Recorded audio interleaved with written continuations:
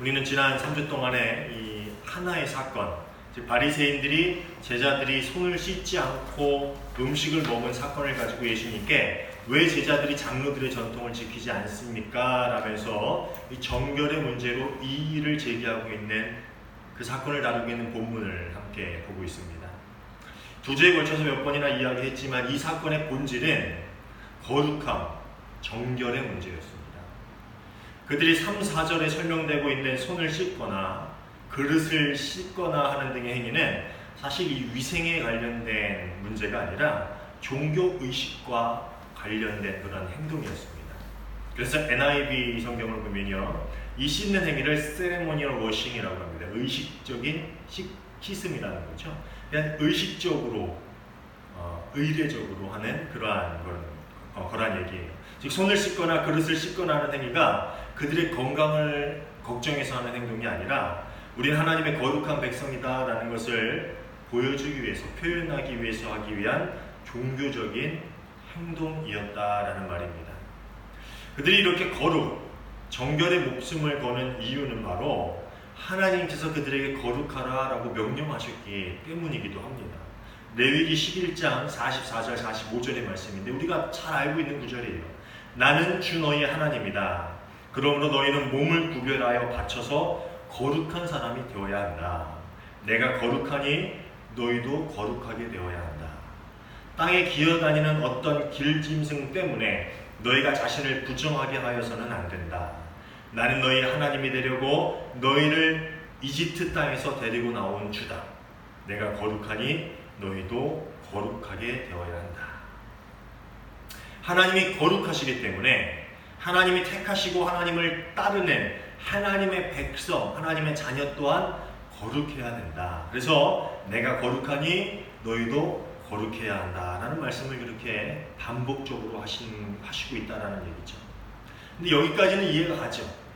그런데 왜 하나님께서 레위기를 통해 거룩함을 이야기하며 이 음식, 먹어도 되는 것과 먹지 말아야 할 것, 또 정한 동물, 부정한 동물과 부정하지 않은 동물, 이런 것들을 왜 나누는 상세한 규정을 왜 주셨을까? 이 부분이 좀 애매모호합니다. 그렇죠? 이것들을 요즘에 어떻게 해석해야 하는가? 어떤 식으로 이것을 우리가 받아들여야 하는가라는 것이 좀 애매모호해요. 여러 가지 해석이 있는데 이 보건위생학적인 해석을 보면요, 당시 기후나 중동의 풍토를 봤을 때에 이 부정하다라고 말씀하신 동물들이 사람들에게 질병을 일으킬 확률이 높은 동물이기 때문에 하나님은 율법으로 그것을 정해서 먹지 않도록 그렇게 규정해 놓으셨다라는 그런 해석도 있고요. 또 구조주의적 해석을 보면요, 하늘, 땅 혹은 물속에 사는 생물 중에 각각 영역, 하늘, 땅, 물속, 그 영역에 합당한 신체 구조와 이동 방식을 지닌 동물은 정한 동물, 합당하지 않은 신체 구조와 이동 방식을 가진 동물은 부정한 동물로 나눴다라는 그런 이야기도 있어요. 예를 들면은요, 정한 것으로 분리되는 짐승, 물고기, 새 그리고 곤충은 저마다 그 삶의 영역에 알맞은 합당한 그러한 신체 구조와 이동 방식을 가졌다라는 거예요. 손과 발에 굽이 있다든지 수중에 알맞은 지느러미와 비늘 같은 적합한 구조를 가진 동물은 정한 동물이다라는 거죠. 그리고 이것을 가지지 못하고 그 비늘이 없거나 굽이 없는 동물, 또 굽이 갈라져 있지 않은 동물, 그리고 땅을 기는 동물들은 부정하다. 그래서 이것을 구조적으로 그렇게 나누었다라는 그런 해석도 있습니다. 좀 복잡하죠. 그렇지만 많은 연구와 학설에도 불구하고 왜 정하고 부정한 것들을 나누셨는가라는 것은 아직 확실히 알 수가 없어요. 규정하기가 어렵습니다. 그러나 중요하면서 명확한 것 하나가 있습니다. 그게 뭐냐면은 먹고 마시는 모든 부분에 있어서 하나님께서 거룩하시다라는 것을 기억하면서 그들의 삶 모든 부분에 하나님이 함께 살아계시고 그 삶을 주관하셔서 그들이 하나님과 함께하는 백성, 하나님의 전적인 다스림 가운데 살아가는 하나님의 백성이 되기를 원하셔서 이 모든 규정들을 상세하게 그들에게 주셨다라는 거죠. 즉 먹고 마시는 모든 일들 가운데서 하나님을 기억해라. 하나님이 우리와 함께 하고 있음을 잊지 마라. 그 규정을 주신 가장 중요한 목적이라는 것이죠. 음식법을 비롯해서 모든 정결의 율법은 이스라엘이 하나님의 백성이 되었다라는 것을 보여주는 표시였습니다. 그리고 그들은 하나님을 마음에 품고 사는 삶을 살라고, 그래서 하나님께서 마음에 품을 만한 사람이 되라고 하나님께서 주신 그러한 율법들이다라는 거죠. 단지 겉으로 드러나는 부분만이 아니라 마음속까지, 인격의 가장 깊은 곳까지 정결한 사람이 되라고 하나님께서 그들에게 거룩하라라고 주신 그러한 명령이자 율법이라는 것입니다. 이해가시죠? 하나님을 너의 삶 모든 부분에 품고 살아라. 그래야 내가 품을 수 있는 그런 백성이 되는 것이다. 그런 의도로 하나님은 그 모든 법들을 허락하셨다라는 것이죠. 그런데 이스라엘은요, 이 정결법 자체를 문자적으로는 열심히 지켰어요. 그렇지만 정말로 중요한 정결법의 의도는 그들이 지키지 못하고 있었다라는 것이죠. 먹고 마시며 살아가는 모든 순간에 하나님의 거룩한 백성으로 우리가 어떻게 거룩하고 정결한 삶을 살아야 할까라는 것을 매일 매 순간 고민하며 살지 않았다라는 것이죠. 이 백성이 입으로는 나를 가까이 하고 입술로는 나를 영화롭게 하지만 그 마음으로는 나를 멀리하고 있다. 그러니까 이전에 읽었던 이사야 29장 13절의 말씀이죠. 그들은 세상을 초월해 하나님 나라를 살아가는 하나님 나라의 백성이 아니었습니다. 오히려 하나님을 멀리하고 누구보다도 세상의 가치들을 즐기며 살아가는 세상에 종속된 사람들이었죠. 그들의 입술은 하나님을 말하고 있지만 그들의 삶은 세상의 가치, 돈과 명예를 쫓고 있었습니다. 그래서 결국 그들의 정결법은 그들을 거룩하게 만드는 것이 아닌 오히려 그들의 추악함과 더러움을 감추기 위한 도구가 되고 말았다라는 것이죠. 우리가 2주 동안 계속 살펴본 그런 이야기예요. 무엇이든지 사람 밖에서 몸속으로 들어가는 것으로 그 사람을 더럽히는 것은 아무것도 없다. 사람에게서 나오는 그것이 그 사람을 더럽힌다. 오늘 본문 15절, 16절의 말씀인데요. 예수님의 이런 가르침, 부정한 음식, 부정한 물건, 부정한 짐승에 의해서 사람이 부정해지는 것이 아니다라는 가르침은요, 당시 유대인들이 생명처럼 여기며 살던 모든 정결법, 정결 예식을 한꺼번에 완전히 부정하는 그런 말처럼 들립니다. 그렇지만 예수님께서 이와 같이 말씀하시는 그 이면에는 그 모든 행위의 영적, 내적인 중요성을 강조하고 계시고요. 너희가 행하는 모든 행동이 외형적인 모습뿐만 아니라 그 내면적이고 영적인 그 모습도, 그 상태도 정말 중요하다. 아니, 그것이 더 중요하다라는 이야기를 하고 있다는 거죠. 정말로 부정한 것은 물로 씻을 수 없는 사람의 마음이고 이것이 그 모든 부정한 것들의 근본이 된다는 거예요. 씻지 않고 먹는 음식, 우리 손으로 잡아서 먹든 간에 이거 씻지 않고 먹는 그 음식, 우리 입으로 들어가는 그 음식이 그 사람을 더럽히는 게 아니다라는 거죠. 물로 씻을 수 없는 우리의 마음, 그 안에 있는 악한 것들이 우리를 더럽히고 있다. 지난주 본문에서도 보았듯이 이 바리새인들은 그들 마음속에 있는 부정한 마음, 즉 욕심, 허영, 교만 등과 같은 마음을 숨기고 오히려 그것을 근사하게 포장하기 위해서 위선적인 정결법 혹은 장로들의 전통을 이용해 왔습니다. 예수님께서는 그것을 지적하시면서 너희들이 지키는 그 예식, 그것이 정말로 부정한 것이다. 왜냐하면 그 행위 안에 부정한 마음이 숨겨져 있기 때문이다 라고 말씀하고 계시고요. 그 법 자체는 문제가 없어요. 그 법 자체는 부정한 게 아니죠. 그렇죠? 그런데 그 내면에 숨겨져 있는 그것을 겉으로 치장하고 그 안에 숨겨져 있는 너의 마음, 너의 의도, 너의 진짜 영적인 상태, 그것이 부정한 것이다. 그렇게 예수님께서 말씀하고 있다는 거죠. 이후 제자들에게 좀 더 상세한 설명을 하고 있는 19절 이후의 말씀은 참 재밌습니다. 제가 메시지 성경으로 읽어드릴게요. 너희가 입으로 삼키는 것이 너희를 더럽힐 수 없다는 것을 모르냐? 그것은 너희의 마음으로 들어가지 않고 위로 들어가서 장을 지나 결국 변기에 물과 함께 내려간다. 재밌죠? 뭐예요? 먹으면 다 똥겨서 나온다는 거예요. 그럼 마음으로 들어가지 않는다는 거죠. 우리가 무엇을 먹든 간에 입으로 먹는 그런 물질적인 부분, 외형적인 것들은 우리 마음으로 들어가지 않는다. 다만 사람 속에서 나오는 것이 사람을 더럽히는 법이다.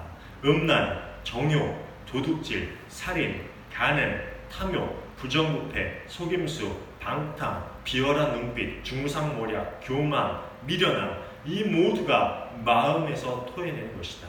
너희를 더럽히는 근원은 바로 거기다. 이 물론 외형적인 모습도 드러나게 되지만 그것이 어디로부터 나온다고요? 우리의 마음으로부터 나와서 그 사람의 삶을, 그 인생을 더럽히는 것이 되는 거다. 그런 이야기를 하고 계신 거예요. 사람이 먹는 것으로 인해 부정해지는 것이 결코 아니다. 이것은 제자들이 손을 씻지 않고 음식을 먹는 것을 비난하는 그 바리새인들의 지적이 잘못되었음을 지적하는 동시에 그들이 더러운 마음을 숨기면서 신앙으로 위장하는 그 위성적인 행동을 행하는 그것이 얼마나 어리석은 건지, 얼마나 큰 죄인지를 지적하고 계신 것입니다. 바리새인들의 행동이 그들이 보기에는 거룩해 보이고 하나님의 백성답게 살아가고 있다라고 착각을 하지만 하나님이 보시기에는 그렇지 않았습니다. 그래서 하나님의 말씀을 선포하기 위해서 예수님 이전에 예수님의 길을 예비하기 위해 온 세례 요한이 이 바리새인들을 바라보면서 뭐라 그랬어요? 이 독사의 자식들. 하나님의 백성이 아니라 뭐예요? 독사의 자식들. 예수님도 뭐라 그래요? 너희가 아브라함의 자손이라 생각하지 마라. 그렇게 말하지 마라. 너희가 택한 백성이다, 하나님의 백성이다 말하지 마라. 뭐예요? 그들이 외형적으로는 하나님 백성답게 거룩하게 살아가고 있는 것처럼 보이지만 그건 너희 착각이다. 하나님 보시기에 너희 그렇지 않다. 그들 마음속에 있는 악한 것들, 욕심, 시기, 교만 같은 것들이 결국 그들의 말과 행동으로 배어나와서 그들의 삶을 얼룩지게 만들고 있다는 사실을 그들만 모르고 있었습니다. 그들만 알지 못했다는 거예요. 다 알고 있었는데 실제로 그 죄를 저지르는 그들은 그것을 모르고 있었다는 것이죠. 여러분, 원래 거룩의 원래 의미는 뭐냐면 구별됨이라는 거예요. 여러분 들어보신 적 있죠? 한 번쯤. 거룩이라는 이 카다시라는 단어는요, 이 구별됨이라는 뜻을 가지고 있는 단어입니다. 세상으로부터의 초월, 죄로부터의 분리, 즉 죄가 없는 상태, 어둡고 왜곡되고 삐뚤어진 것이 없는 온전한 상태를 바로 거룩이라고 이야기하고 있는 거예요. 근데 하나님이 내가 거룩하니 너희도 거룩해라. 내가 죄가 없으니 너희도 죄가 없어라. 나는 온전하니 비뚤어진 것 없이 온전하니 너희도 그래라. 여러분, 이게 인간의 힘으로 될 수 있습니까? 우리 힘으로 이 거룩이라는 것을 이룰 수 있을까요? 이것은 우리가 노력한다고 해서 될 수 있는 게 아니에요. 어떤 행위로 완성할 수 있는 상태가 아니라는 겁니다. 그럼 어떻게 해야 합니까? 우리가 할 수도 없는데 왜 하나님이 그거 하라고 그랬어요? 왜 거룩하라고 그랬어요? 우리가 할 수 없는 건데. 우리 어떻게 해야 해요? 이렇게 심각하게 쳐다보지 마시고 요한복음 15장 3절 5절의 말씀. 너희는 내가 너희에게 말한 그 말로 말미암아 이미 깨끗하게 되었다. 언제나 내 안에 머물러 있어라. 그러면 나도 너희 안에 머물러 있겠다. 가지가 포도나무에 붙어있지 않으면 스스로 열매를 맺을 수 없는 것과 같이 너희도 내 안에 머물러 있지 않으면 열매를 맺을 수 없다. 나는 포도나무요 너희는 가지다. 사람이 내 안에 머물러 있고 내가 그 사람 안에 머물러 있으면 그는 많은 열매를 맺는다. 너희가 나를 떠나서는 아무것도 할 수 없다. 이 말씀은 두 가지 요건을, 두 가지 이야기를 하고 있어요. 뭐예요? 내게 붙어 있으면 열매를 맺을 수 있다. 그죠? 또 하나는 뭐예요? 두 번째는 나를 떠나면 아무것도 할 수 없다. 그 두 가지 이야기하고 있는 거예요. 하나님을 떠나서 하나님을 우리의 마음에 두지 않고 하나님의 뜻을 묻고 듣지 않고는 어떤 행위로도 거룩의 열매, 즉 하나님 백성으로서의 삶의 열매를 맺을 수 없다라는 말입니다. 입으로 주여 주여 한다고 해서 그것이 우리를 거룩하게 만들지 못한다라는 겁니다. 교회 헌금을 많이 하고 헌신을 많이 하고 교회 나가서 선하고 착한 척 살아간다 해도 그 모든 것을 행하는 사람의 마음 안에 하나님이 없습니다. 아니, 하나님만 계셔야 되는데 다른 것이 함께 있어서 왔다 갔다, 그 주인이 왔다 갔다 계속 갈등을 일으키고 그렇게 하면은 아무 소용이 없다라는 거예요. 모든 행위 안에 하나님이 없으면 그것은 우리를 거룩하게 할 수 없다라는 거죠. 모든 행위, 우리의 삶이 하나님 안에 있지 않으면은 거룩할 수 없다는 거예요. 이해가세요?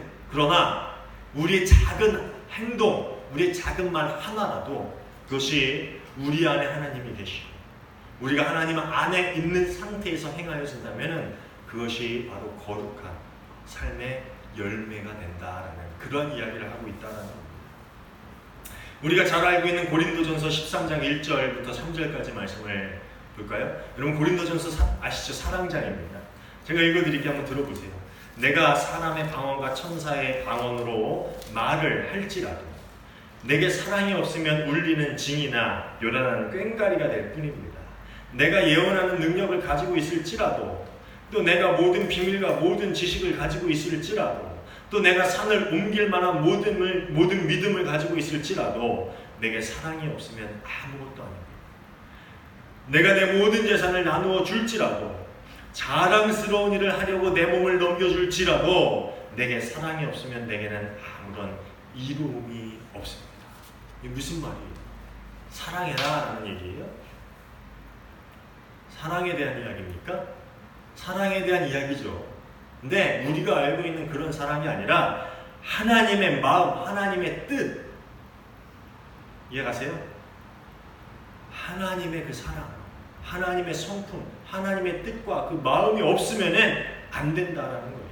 우리가 어떤 일을 행하고 어떤 것들을 이루고 어떤 외형적인 것들을 이뤄낸다 할지라도 하나님의 마음과 하나님의 뜻이 없으면 아무 소용없는 일이 되고 만다라는 겁니다.